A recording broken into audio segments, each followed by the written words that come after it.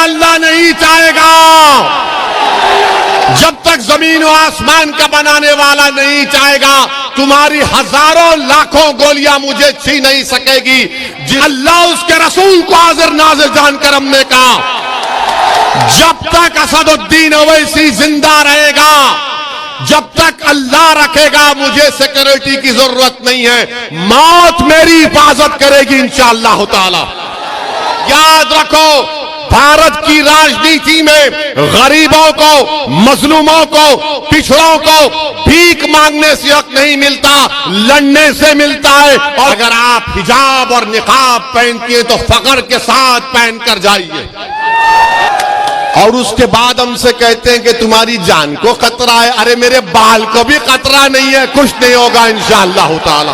अगर जो मासूम बच्ची, मेरी बेटी मेरी आवाज को सुन रही है, मैं उससे कहूंगा कि तुम्हें देश का प्रधानमंत्री बनेंगे इंशाअल्लाह ताला हिजाब पहनकर। इतनी मोहब्बत इनको क्यों पैदा हो गई गोली चलाने वालों से? ये तो हमने कहा ये तो गोडसे की नाजायज औलाद है। हुआ कि ध्रुवीकरण और तुष्टीकरण की राजनीति अगर कोई शुरू से करती आई है और करती रहेगी तो उसका नाम नरेंद्र मोदी और योगी आदित्यनाथ है।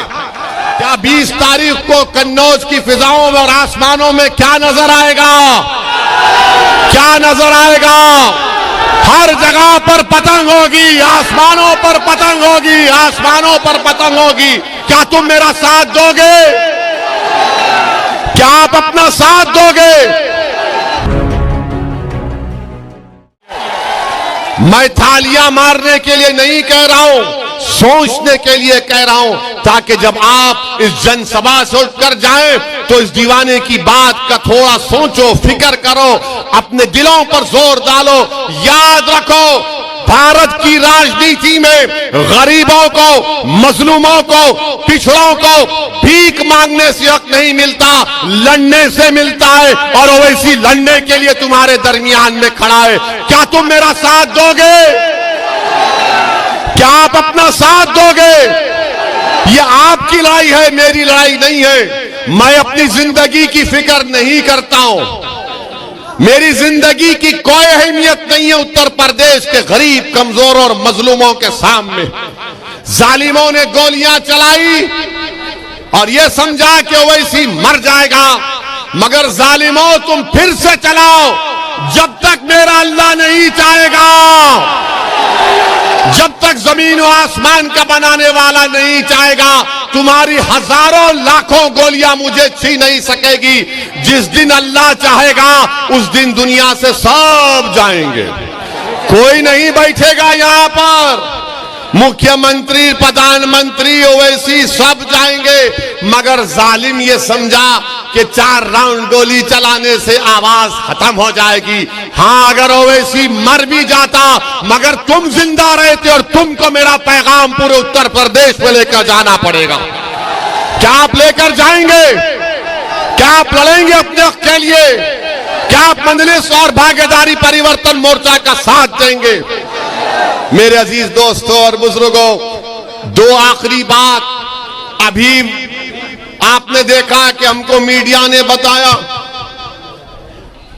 कि योगी सरकार के एक मंत्री ने हम पर गोली चलाने वालों के परिवार के पास जाकर उन्होंने एक बयान दिया कि ओवैसी पर जिन लोगों ने गोली चलाई उसकी तहकीकात होनी चाहिए। बाबा मित्रों, जरा ये तो बताइए, आपका मंत्री उनके परिवार के पास गया? वो जो वीडियो में वो लोग जो गोली चला रहे थे, एक लाल और एक सफेद शर्ट पहने हुए, वो किसके घर के दामाद थे? इतनी मोहब्बत इनको क्यों पैदा हो गई गोली चलाने वालों से? ये तो हमने कहा ये तो गोडसे की नाजायज औलाद है। ये संविधान पर भरोसा नहीं करते, बैलेट पर नहीं करते, गोली पर करते। तो बाबा ये बात अब मालूम हो चुकी है कि जिन्होंने हम पर गोली चलाई, तुम्हारी सरकार का मंत्री जाकर उनकी तायीद कर रहा है। ये तुम्हारा माफिया राज से मुकाबला? सुन लो बीजेपी वालों, तुम तायीद करो गोलियां चलाने वालों की। हमने पार्लियामेंट में भारत की सबसे बड़ी पंचायत में खड़े होकर अल्लाह उसके रसूल को हाजिर नाजिर जानकर हमने कहा, जब तक असदुद्दीन ओवैसी जिंदा रहेगा, जब तक अल्लाह रखेगा, मुझे सिक्योरिटी की जरूरत नहीं है। मौत मेरी हिफाजत करेगी इंशाअल्लाह ताला। ये सरकार का मंत्री जाकर जो हम पर गोलियां चलाते हैं उनकी तायीद करता है, तो बाबा ये तो तुमको झूठा बोल रहा है, बीजेपी की सरकार को झूठा बोल रहा है। मेरे अजीज दोस्तों और बुजुर्गों, बीजेपी सिर्फ झूठ बोल सकती है। आपको याद होगा लखीमपुर खीरी में वो टेनी का बेटा अपनी जीभ से 4 लोगों को उनकी हत्या कर देता है, मगर वो मंत्री बरकरार है। आज योगी का मंत्री जो हम पर गोलियां चलाते उनके घर को जाता है, तो मालूम हुआ कि ध्रुवीकरण और तुष्टीकरण की राजनीति अगर कोई शुरू से करती आई है और करती रहेगी तो उसका नाम नरेंद्र मोदी और योगी आदित्यनाथ है। और उसके बाद हमसे कहते हैं कि तुम्हारी जान को खतरा है। अरे मेरे बाल को भी खतरा नहीं है, कुछ नहीं होगा इंशाअल्लाह ताला। अल्लाह अपने नबी मोहम्मद मुस्तफा सल्लल्लाहु अलैहि वसल्लम के सदक़े में अल्लाह ने हमेशा हमको कामयाब किया, आज भी कामयाब करेगा। और आखिरी बात, क्योंकि उड़न खटोले को उड़ना है, हमको जाना है, मगर एक बात कहूंगा, उस अल्लाह के वली के आस्थाने पर हम अपनी मां और बहनों को देख रहे हैं। मैं उन मां और बहनों से बड़ी अदब के साथ कहना चाहूंगा कि जब आप 20 तारीख को जाएंगे मतदान करने के लिए, अगर आप हिजाब और निकाब पहनती हैं तो फख्र के साथ पहनकर जाइए, इसलिए कि आपका राइट टू चॉइस है, यह आपका फंडामेंटल राइट है, यह आपका अधिकार है। भारत का संविधान आपको इख्तियार देता है कि आप जो कपड़ा पहनना चाहे कपड़ा पहनिए, जो खाना चाहे खाइए। ये कौन कहता है? सुप्रीम कोर्ट का जजमेंट पुट्टू स्वामी कहता है। और सुन लो, जो ये समझ रहे हैं कि सर पर टोपी पहनने से और सर पर हिजाब या निकाब पहनने से हमारे दिमागे, हमारी अकल पर पर्दा पड़ जाता है, नहीं दीवानों, तुम्हारी अकल पर पर्दा पड़ गया, हम तो आगे आना चाहते हैं। और इसीलिए जब मैंने कहा कि मेरी ख्वाहिश और मेरा ख्वाब यह है कि शायद मेरी जिंदगी में मेरी ये ख्वाहिश पूरी ना हो, मगर जो मासूम बच्ची मेरी बेटी मेरी आवाज को सुन रही है, मैं उससे कहूंगा कि तुम्हें देश का प्रधानमंत्री बनेगे इंशाअल्लाह ताला हिजाब पहनकर। तुम बनोगे तो इंशाअल्लाह ताला तुम आगे जाओगे।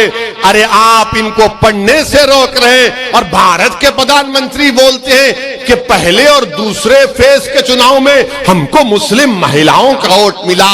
देश के प्रधानमंत्री जो बच्ची पढ़ना चाहती है, कॉलेज जाकर ताकतवर बनना चाहती है, अपना हक हासिल करना चाहती है, भारत देश को सुपर पावर बनाना चाहती है, आपकी सरकार उनको रोक रही है, उनको दबा रही है। इसका जवाब भी आपको मिलेगा। मगर प्रधानमंत्री लंबी लंबी छोड़ते हैं, आदत है उनकी। मेरे अजीज दोस्तों और बुजुर्गों, मेरी इज्जतदार मां और बहनों, आप 20 तारीख के दिन बिला खौफ और बिला झिझक पूरे इत्मीनान और एतमाद के साथ भागीदारी परिवर्तन मोर्चा का साथ दीजिए। मजलिस-ए-इत्तेहादुल मुस्लिमीन के उम्मीदवार डॉक्टर सुनील दिवाकर को पतंग के निशान पर बटन दबाकर कामयाब करिए। क्या 20 तारीख को कन्नौज की फिजाओं में और आसमानों में क्या नजर आएगा? क्या नजर आएगा? हर जगह पर पतंग होगी, आसमानों पर पतंग होगी, आसमानों पर पतंग होगी। और आप हमारे लिए भी दुआ करिए कि अल्लाह हमको जब तक जिंदा रखे, अल्लाह हमको एक बहादुर के तौर पर जिंदा रखे, अल्लाह हमको कभी मौत का डर हमारे दिलो दिमाग में, हमारी नस्लों में पैदा ना हो। बल्कि मैं तो सलाम करता हूं आपको कि आप ही की दुआएं थी, हमारी मां और बहनों की दुआएं थी, अहले दिल की दुआएं थी कि अल्लाह ने हम पर करम किया।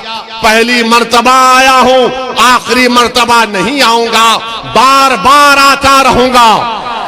क्या आप अपने घर में मुझे बिठाकर जगह देंगे? क्या आप मुझे अपने घर में बिठाकर आप मुझे अपने बेटे के तौर पर, अपने भाई के तौर पर मुझसे मोहब्बत करेंगे? मैं उत्तर प्रदेश को आया हूं तो तुम्हारे दिल में जगह पाने के लिए, और कोई मेरा मकसद नहीं है। और अल्लाह मेरी इस नीयत को जानता है। अल्लाह आपको सलामत रखे। बहुत बहुत शुक्रिया। 20 तारीख को मेरे भाई डॉक्टर सुनील को कामयाब करिए और एक अपनी हिस्सेदारी की लड़ाई में सदा करिए। अस्सलाम वालेकुम व रहमतुल्लाहि व बरकातुहू। देखो